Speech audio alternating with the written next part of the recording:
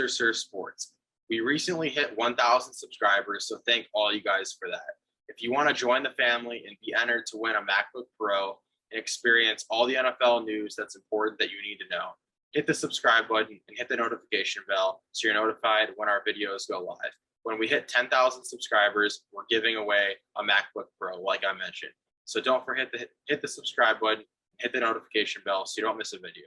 The Tampa Bay Buccaneers are traveling to Atlanta, Georgia to take on the Atlanta Falcons and Kirk Cousins. Baker Mayfield started out hot this season. Obviously, the two good teams in the NFC South, two teams that are probably the two favorites to win this division outside of the Saints, obviously, who had a hot start to the season and have cooled off a bit as of late. So we'll see if they continue playing as well as they had did the first couple weeks, but these two teams seem like the two favorites in this division.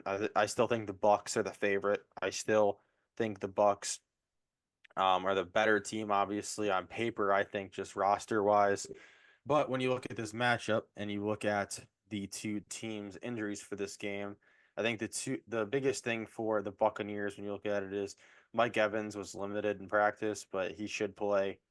Vita Vea was limited, and Tristan Wirfs were limited. I would expect all of those guys to play because they played last week.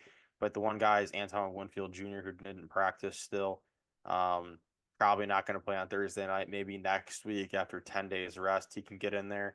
And then really for the Falcons, the only major injury is Bijan Robinson, limited in practice. We saw Tyler Algier get a lot more snaps last week with his injury. So with a short week, we'll have to see if Bijan plays, but I would assume he plays, but maybe on a short week, they rest him, like I said, with the other Antoine Winfield, 10 days of rest, get him back for the following week. But even if he's out, I feel like Tyler Algier still do a pretty good job in that backfield. They got a good 1-2 punch there. And then Ray McLeod, obviously at wide receiver, he's made a name for himself really as the number 3 receiver. So if he's out, that's kind of big.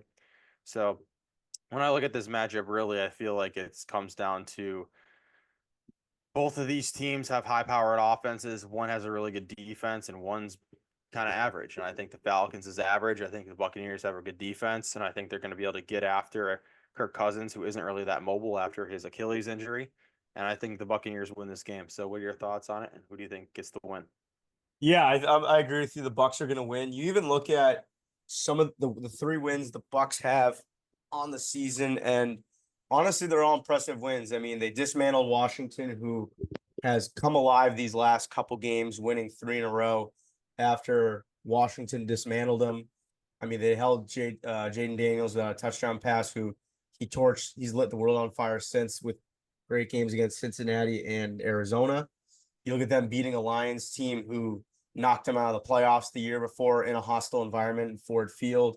Baker Mayfield going toe-to-toe with Jared Goff. A little bit of a mishap, obviously, them losing to the Broncos, but bounced back, beating the Eagles, which seems like they've owned the Eagles of late, obviously beating them in the wild card round.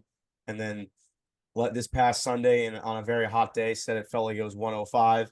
So I think Tampa's still going to win. Like you said, their team is more complete. And Todd Bowles, even though he's taken over the head coach, he was one of the main reasons that they won that Super Bowl in Tampa because of how dominant his defense was. So while he might not be the best head coach out there, there's one thing that he still has. He's still got his fastball when it comes to dialing up that defense, getting the pressure to some of these quarterbacks. And I think there's going to be a few times he's going to dial up some good things that, good for Tampa, but things that Kirk probably won't expect. And that, I think that this defense is going to be able to get a couple sacks.